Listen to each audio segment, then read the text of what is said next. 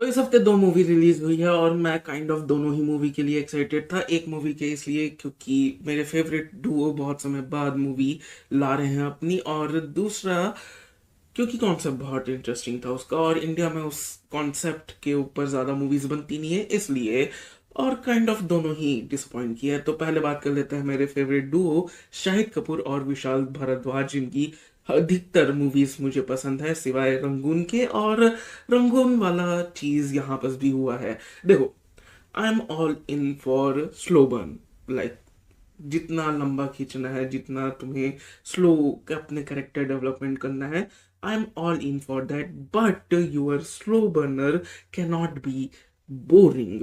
तुम्हें इंसेंटिव देना होगा अपने वॉचर को, अपने व्यूअर को, ताकि वो उन कैरेक्टर्स के साथ जुड़े रहे, उनकी कहानियों के साथ जुड़े रहे, जो कि इस मूवी में नहीं होता। हर एक चीज मतलब टेक्निकली बहुत कमाल की मूवी है। सिनेमेटोग्राफी, फ्रेमिंग, हर एक चीज, म्यूजिक, विशाल भारद्वाज की मूवी है तो म्यूजिक का कहना ही क्या। लेकिन दो जगह ये बहुत ज्यादा फॉल्टर करती है। एक, एडिटिंग, लिटरली सीन्स रिपीट हो रहे हैं। उस तरह अगले दिन उठ करके देखता है कि तृप्ति डिमरी का कैरेक्टर दुकान में बैठा हुआ है। कट टू वापस उस तरह का सीन आता है, लेकिन कट टू फिर से वही सीन जो पहले तृप्ति डिमरी का दिखाया गया था उसको रिपीट किया जाता है। और ऐसे छोटे छोटे कई सारे फॉल्टर्स हैं जिसको इग्नोर किया जा सकता है, बिल्कुल किया जा सकता है। लेकिन दूसरी चीज, स्क्रीन प्ले, उसको कहीं से कहीं तक भी इग्नोर नहीं किया जा सकता, क्योंकि वही रीजन है इस मूवी का इतना बकवास होने का। To be really blunt, right? हर किसी ने अपना काम कमाल का किया है। लाइक टेक्निकली कमाल की मूवी है, एक्टर्स ने कमाल की परफॉर्मेंस दी है, चाहे शाहिद कपूर हो या फिर टिमरी टिमरी हो या फिर नाना नाना पाटेकर, तो जिस सीन में आए हैं वो दिल लेके गए हैं। फरीदा जलाल हो, सभी ने कमाल का काम किया है। लेकिन स्क्रीन प्ले, क्योंकि हम कैरेक्टर्स के साथ कनेक्ट ही नहीं होते हैं। और एक और बात, ये बहुत ही स्टाइलाइज्ड वर्जन है जिसमें हमें रियल इंसिडेंट्स और रियल पीपल की कहानी दिखाई जाती है, लेकिन इतना स्टाइलाइज्ड, लाइक ट्रेलर से ही हमें पता चल गया था कि ये टिपिकल बायोपिक या फिर ट्रू स्टोरी इंस्पायर्ड चीज नहीं होने वाली है। इसको बहुत ही ज्यादा स्टाइलिश वे में बनाया जाएगा, चाहे एक्शन सीन्स हो, ज्यादा ग्राउंडेड नहीं होने वाले। लेकिन इतना कि तुम कैरेक्टर्स के मोटिवेशन ही बदल दे रहे हो, लाइक इतना, कम ऑन यार, कम ऑन। तुम पूरा कैरेक्टराइजेशन की ऐसी तैसी कर दे रहे हो। उसको सिंपथाइज करने की कोशिश में तुम उस तरह का कैरेक्टर सिंपथाइज करने लायक नहीं है। हाँ, बहुत कुछ हुआ है उसके जीवन में, लेकिन वो कोई दूध का धुला आदमी नहीं था, कोई मजबूरी में आकर चीजें नहीं की थी उसने। ये भी समझना उतना ही जरूरी है।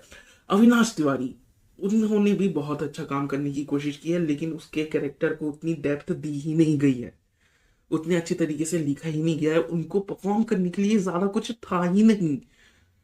तो बाहर चाहे अविनाश तिवारी कितना अच्छा काम करने की कोशिश कर रहे हो, जो कि आप देख सकते हो, लेकिन स्क्रीन प्ले उस तरीके से लिखा ही नहीं गया है।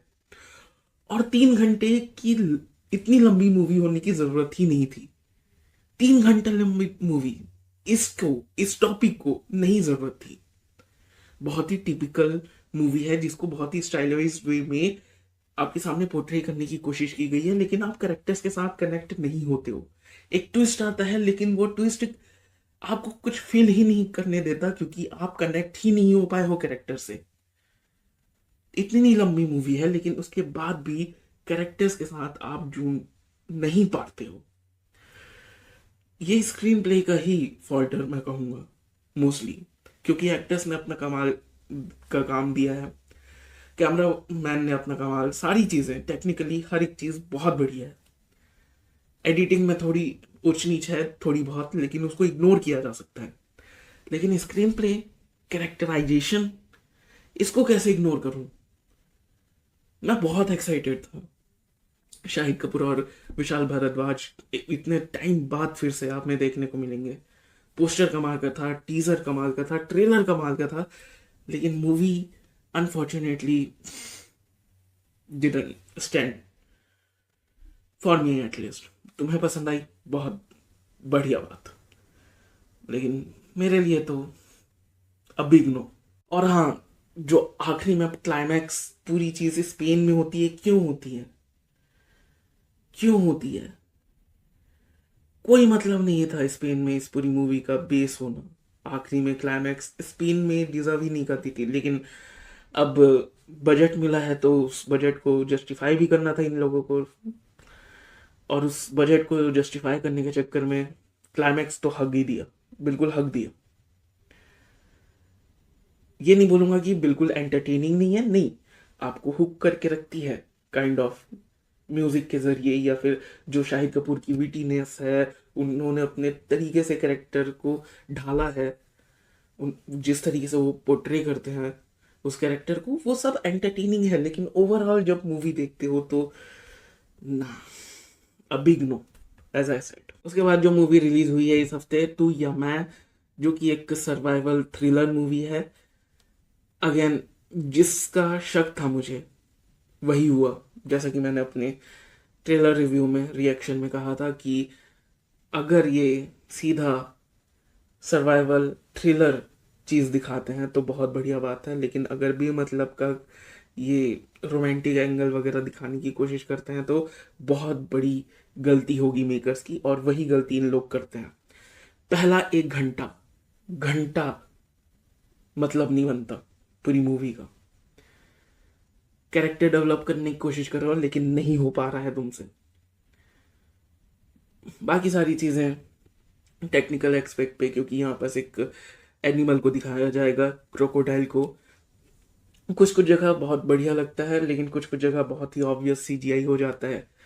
उसके बाद अगर स्केल की बात करें कि क्रोकोडाइल किस साइज का होना चाहिए और वो क्रोकोडाइल क्या कर रहा था, बहुत ही मतलब, मैं नीट पिक करने लगूंगा तुम बोलोगे, लेकिन ये ये सारी चीजें बहुत ज्यादा ऑब्वियस हो गई थी देखते वक्त। रही बात सर्वाइवल थ्रिलर पार्ट की, तो कहीं कहीं काम कर जाता है, लेकिन overall it's a dud, it's nothing more than, या सही था मतलब। ओ रोमियो से अच्छा बोलूंगा मैं, लेकिन लाइक कम ऑन यार, ये स्टैंडर्ड है।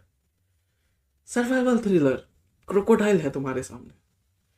उसके बाद कुछ कैरेक्टर्स के डिसीजन, पुलिस वाला था वो, कम ऑन, और बढ़िया तरीके से उनके डिसीजन मेकिंग को लिखा जा सकता था, बनाया जा सकता था, लेकिन ना, या it's better than O Romeo, लेकिन नो, अभी नो। मैंने ओरिजिनल देखी भी नहीं है इस केस में तो, जो 2018 की द पूल के रीमेक है ये मूवी, तू या मैंने ओरिजिनल देखा भी नहीं है, लेकिन ये ना, टाइम पास के हिसाब से ये ठीक है। ओरोमियो को तो मैं रिकमेंड भी नहीं कर सकता, लेकिन ये मैं बोल सकता हूँ कि हाँ, अगर तुम्हें बस टाइम पास, ज़्यादा सोचना वगैरह नहीं है, बस you wanna have a good time in theatres, तुम जाकर देख सकते हो। बाकी तो it's also a disappointment for me, at least. एक सर्वाइवल थ्रिलर देखने का शौकीन हूँ मैं, ये movie is not there. Good attempt but not there. बाकी ये थे मेरे ओपिनियंस, मेरे व्यूज, तुम अपने ओपिनियंस नीचे कमेंट सेक्शन में लिख सकते हो, और मिलते हैं अगले वीडियो में। तब तक के लिए भाई सब्सक्राइब करो, क्योंकि सब्सक्राइब करना बहुत जरूरी है। Okay bye.